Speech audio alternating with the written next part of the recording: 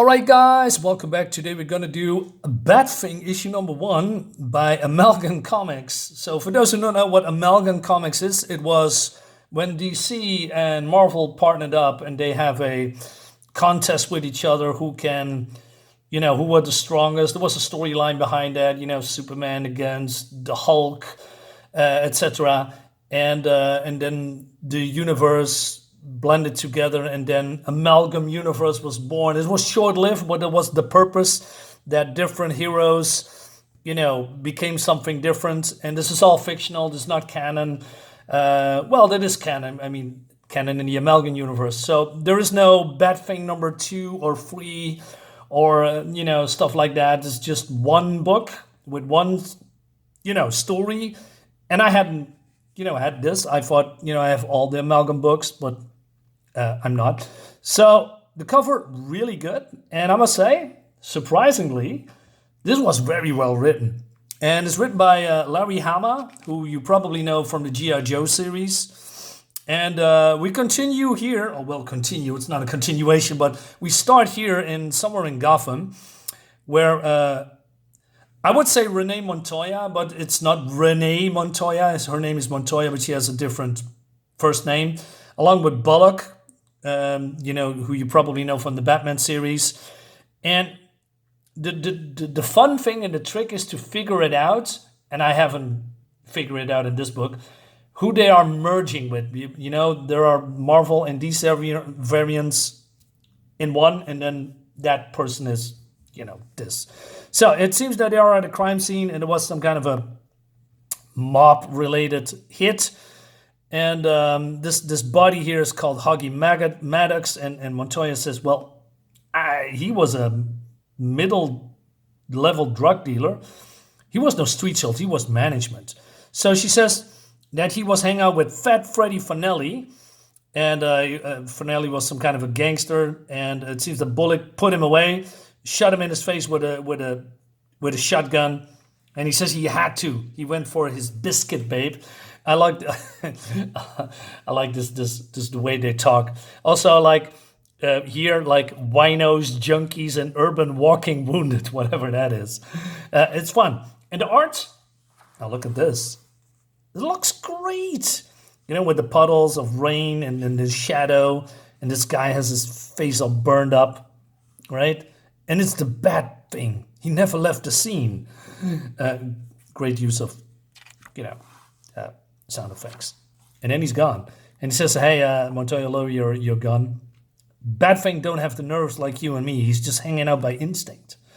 So he says, I have to go over and tell Francie Allen Salas that her husband Kirk is back. So Salas is the Man-Thing version, because Ted Salas was Man-Thing, while Kirk was Man-Bat, right? Because that is the amalgamation. So he says, I need to tell her that, her husband is back, right?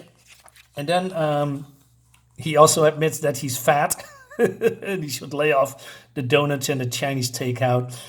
And then he's being followed by this guy that has some kind of a slur, like like that.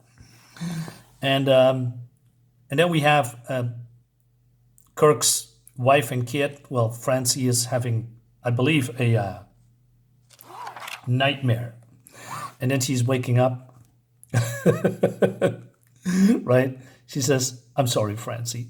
I was a fool to use myself as a guinea pig for my genetic experiments. He looks way different, right? I mean, he looks like an old man. Well, Kirk and Salas were more younger. And so it looks cool. So it was a nightmare, a little bit of a spoiler. So her kid comes in and he says, Mama, you have a bad dream again? And then someone is knocking on the door, and it's none other than Clark Bullock. So wait a minute, is he a amalgamation of Clark Kent and Sergeant Bullock? Well, that couldn't be, because Bullock is, in the DC. So I don't know who his version is. Anyway, he tells Miss Salas that that he's back. I don't care what you say, Detective Bullock. Kirk would never harm me or Kelly. He's not Dr. Kirk Salas anymore, man. He's a creature who kills, and he's just been doing just that tonight, right? And so the Bat creature's outside, Don't you understand? He loves us. My dad loved my mom, but that didn't stop him from beating on her. That was real dark. Is that the reason for your personal interest in our safety detective? No, man, it's the reason I became a cop. Okay, that's deep.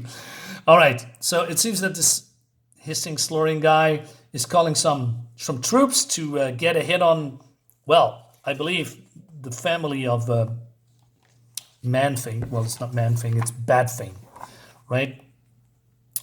But then Detective Christine Montoya gets a call, and it seems that the perp, the dead body, had a photo of, the family of Kirk, right? And he says, why does he have that? And what's this? So there wasn't an escapee, so she tried to call Bullock about that. And he said, Bullock, where are you? Hold your horses. Bullock, if you lost 15 pounds, you wouldn't be ditching your FM to prevent spare tire chafing. All right, I'm trying to get the door unlocked.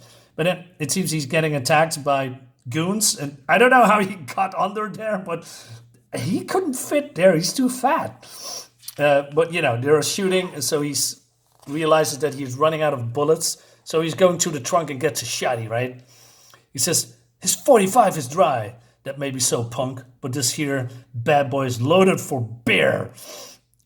Is that how you say it? Loaded for beer? Anyway, so these guys are going to get it. So he's shooting at these idiots. And, these are trying to get in the house of, the family of Kirk. You should have gone for the headshot instead of the big target jump. Or haven't you heard of Kevlar trademark? Look at this awesome sound effect. And also the punch, if you can, or the feedback, or how the shotgun he almost falls over. I like that a lot. Fortunately, there's not a lot of blood, or basically barely any blood. All right, ads. And then, so Francine is getting attacked by these goons, right? Then Badfing comes in. He says, he's going for Francine and Kelly. Gotta reload. So he's, doing this. And then these guys are shooting at the Man-Thing, the Swamp Bat Monster. Just keep shooting. The hill of lead is futile. Mirror projectors can only temporarily displace the dead tissue of a genetic experiment gone awry, and reanimated by serendipitous mixture of swamp sludge and toxic waste. So this guy says, no, stay away from me. Right? And I need backup at the Salas apartment ASAP. Where's Montoya? She's already on the way over. Montoya, are you here on the net? Listen, Bullock, there's something you need to know. Tell me when you get there. I got to save a nice lady and her kid. And so he says, gotta swear off the donuts. Was this a suicidal biker convention? Where's Badfing? I like this, the sound effect like he's falling over. Real cool. But then, the art looks fantastic. I like the colors too. He's charging and he's shooting, unloading his shotgun on this creature, right? But then the creature goes over him and attacks this slurring guy. And he went over me. Bullock, I see you in hell, he says. The would-be assassin curse is cut short by throttling claws of marsh muck and dead sinew. The killer's vitriolic rage transmutes in stark terror, and so he consigned himself to a devouring conflagration for all who feels fear burn at the touch of the Bat-Thing. It looks great. So this guy is done, and he flies away. Hold your fire, don't shoot the Bat-Thing. It saved my life, Montoya. That's what he's been doing all along. So what happened? I found this alert bulletin on your desk under a pile of reports. It says that Fat Freddy escaped from the state pen 6 weeks ago and is already suspected in 3 bank robberies. That's how he was bankrolling his vendetta against you, Bullock. This isn't Fat Freddy, he says. But then she says, it is. You blew most of his face off with your shotgun, Bullock. The prison dogs were able to restore some of it. Well, they did really a good job. There's no scars. Incredible. And but they weren't going for a good likeness, if you know what I mean. The buckshot messed up his jaw so bad he couldn't eat solid food for his 6 months. That's why the slurring comes from. He got skinny. I guess he stayed that way. So the family comes down. He says, oh, thanks God you're not hurt, Detective Bullock. You got away, Miss Alice, and between you and me and the lamppost, I got the feeling the Bat-Thing file is going to get moved to a lower priority. Fat Freddy was tailing you, Bullock. He saw you checking in on Miss Salas all the time and he figured she was something special to you. So he put out a hit on her. He was out to get everything you cared about and then he was going to get you too. I was putting her in danger by coming here. And Salas still forgave me. All this time he was lurking around his old apartment to protect his family, flying into Gotham every night from whatever it is in that forsaken swamp he calls home. Somehow Batfang sensed that I was looking out for his people too, and he started looking out for me as well. Huggy was stalking me. That's why he got it. I could never see him as anything but a monster, but now I wonder how much humanity is still left inside of him. What a great story! Short, punchy, and on the point. You don't have to, have a lot of background or a background at all. This is just a standalone movie between, with cops and curious monsters that wants to protect his family, right? And it's looking awesome. I mean, it's been Rodolfo Damaggio. I need to look up this guy. Looks fantastic.